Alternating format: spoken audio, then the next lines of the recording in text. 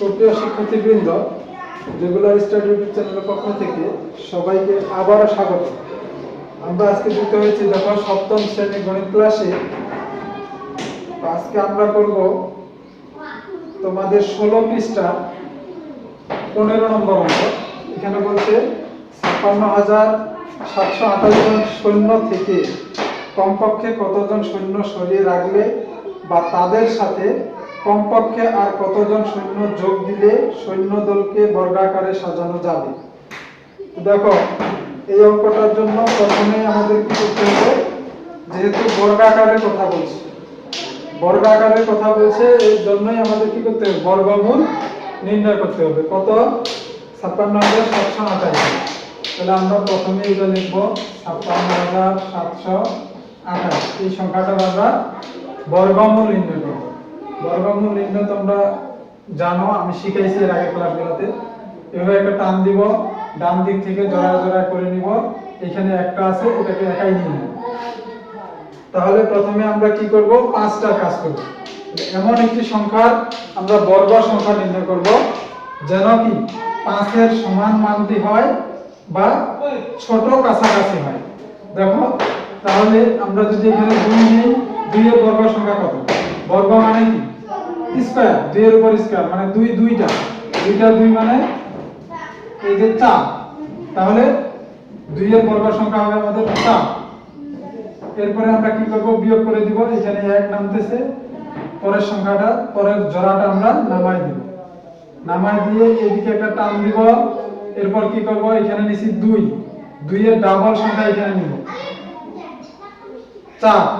এবার কি কাজ, এইখানে একটি সংখ্যা নিব, নিয়ে এইখানে যে সংখ্যা দুইটা হবে, এই দুইটা সংখ্যাকে কি এখানে যে সংখ্যাটা নিব ওই সংখ্যাটা দিয়ে গুণ করব, করে কি 167 সমান বা ছোট কাছাকাছি মানটা নিব। দেখো, এখানে যদি আমরা 3 নেই তাহলে 43 হয়। এই যে 43 কে এবার কত দিয়ে গুণ করব? 3। কত নিছি? 3 দিয়ে গুণ করব। 3 3 9, 3 4 12, 129। তাহলে আমরা এই 129 মানটা নিতে পারবো।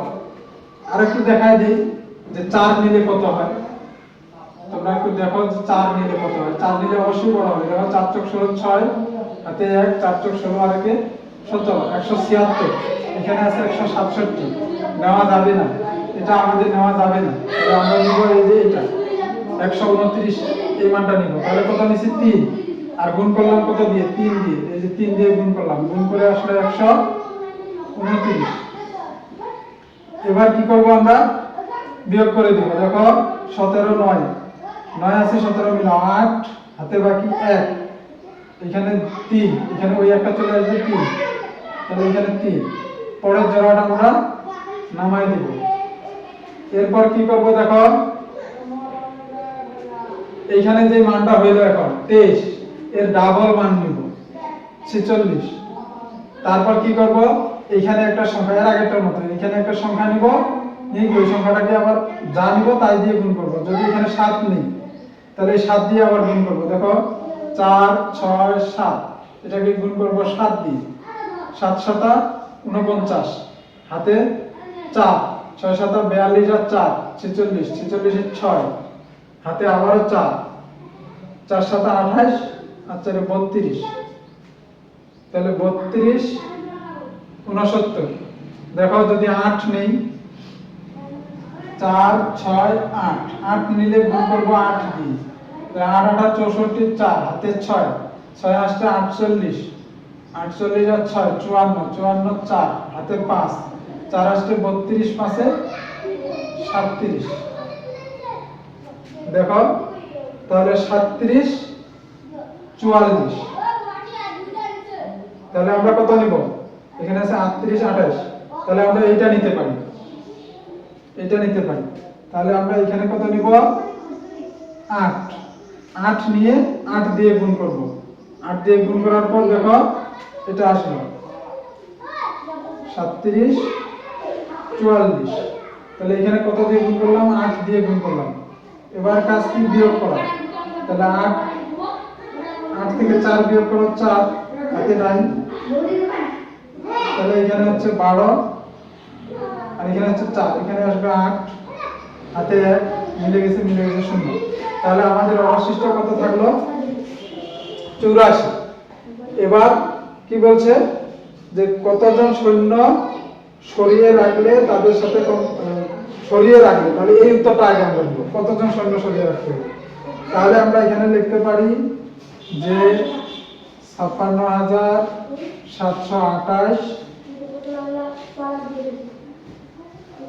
সংখ্যাটি, এটা কি পূর্ণবর্গ সংখ্যা?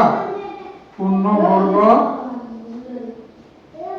সংখ্যা নয়। কেন নয়? কারণ আমাদের অবশিষ্ট থাকতেছে।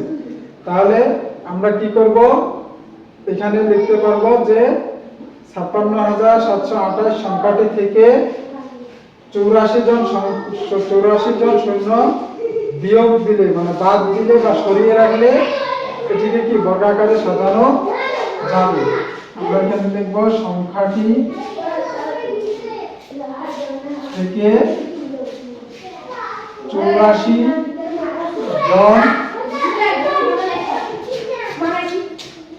সৈন্য সরিয়ে রাখলে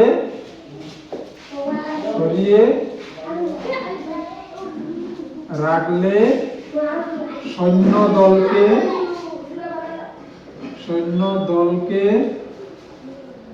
বর্গাকারে সাজানো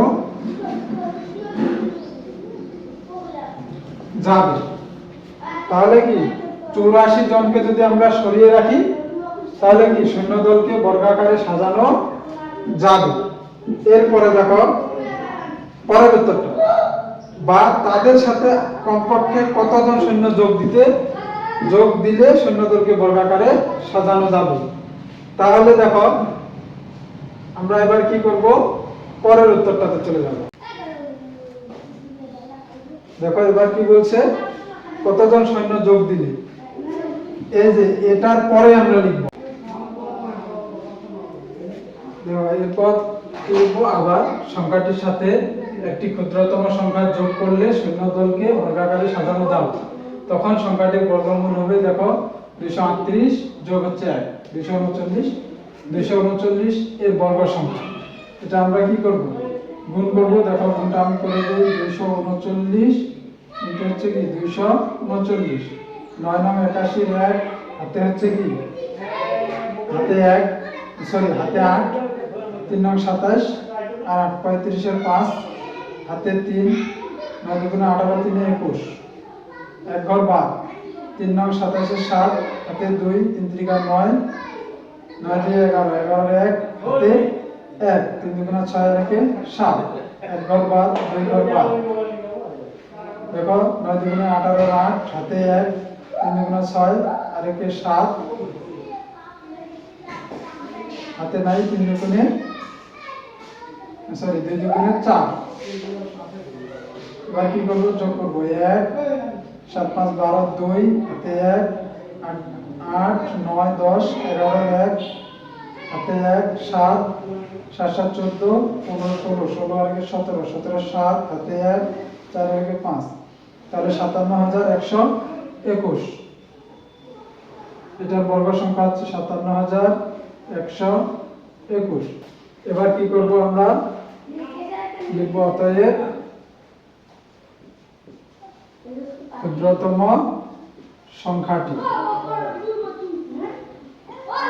সংখ্যাটি সমান কত হবে, আমরা বিয়োগ করে ফেলবো।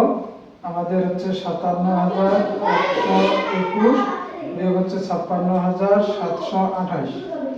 এটা বিয়োগ করব। দেখো 11 থেকে 8 বিয়োগ, তাহলে 3 হাতে 1,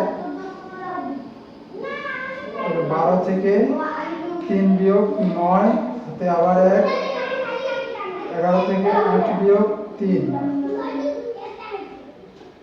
7 7 মিলে গেছে, 5 5 মিলে গেছে, 393 জন। তাহলে আমরা কি লিখব, অতএব লিখতে পারি 393 জন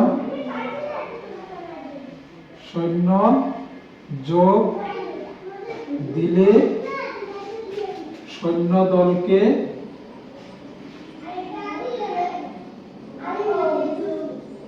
বর্গাকারে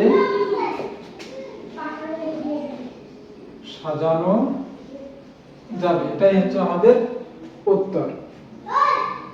এরপরে দেখো 16 নম্বর। 16 নম্বর বলছে কি, কোন বিদ্যালয়ে 2704 জন শিক্ষার্থীকে প্রাত্যহিক সমাবেশ করার জন্য বর্গাকারে সাজানো হলো। প্রত্যেক সারিতে শিক্ষার্থীর সংখ্যা কত?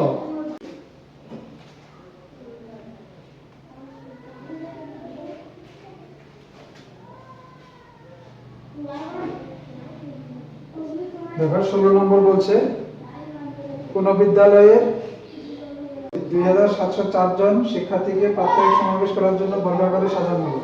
প্রত্যেক সারিতে শিক্ষার্থীর সংখ্যা কত? তাহলে আমরা লিখতে পারি, যেহেতু বর্গাকার, বর্গাকার দেখলেই কি বর্গমূল, তাহলে আমরা লিখতে পারি 2704 সংখ্যাটি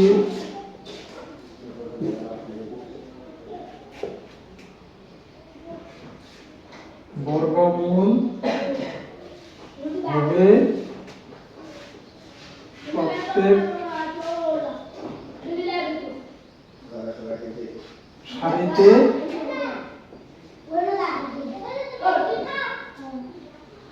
শিক্ষার্থীর সংখ্যা।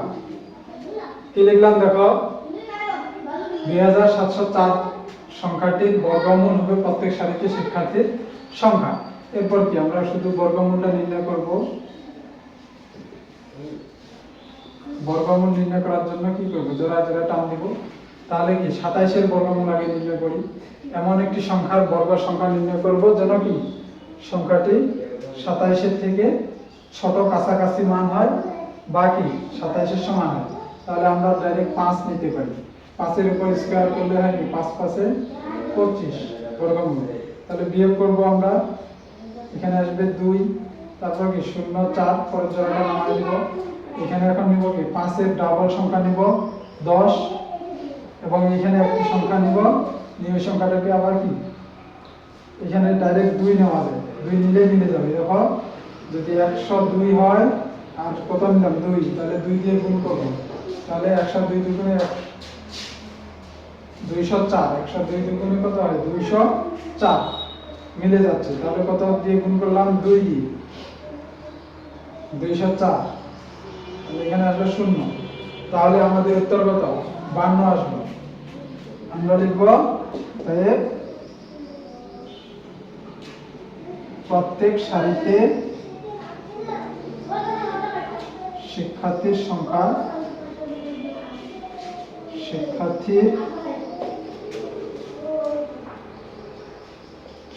সমান সমান কত 52 জন। দেখো এটা অনেক ছোট অঙ্ক, শুধু কি এই কথাটা লিখতে পারলে আর বর্গমূল তোমরা করতেই পারো। দেখো সংখ্যাটির বর্গমূল হবে প্রত্যেক সারিতে শিক্ষার্থীর সংখ্যা। বর্গমূলটা নির্ণয় করবেন, বর্গমূলটা নির্ণয় করে যা উত্তর আসবে তাই হচ্ছে কি প্রত্যেক সারিতে শিক্ষার্থীর সংখ্যা। তো শিক্ষার্থীবৃন্দ, এই হচ্ছে আজকে ক্লাসটি ভালো লাগলে অবশ্যই চ্যানেলটি সাবস্ক্রাইব করে পাশে থাকবেন, এবং ফেসবুক পেজ থেকে দেখলে অবশ্যই পেজটি ফলো করে রাখবেন এরকম প্রতিটি ক্লাসের ধারাবাহিক ভিডিও পাওয়ার জন্য।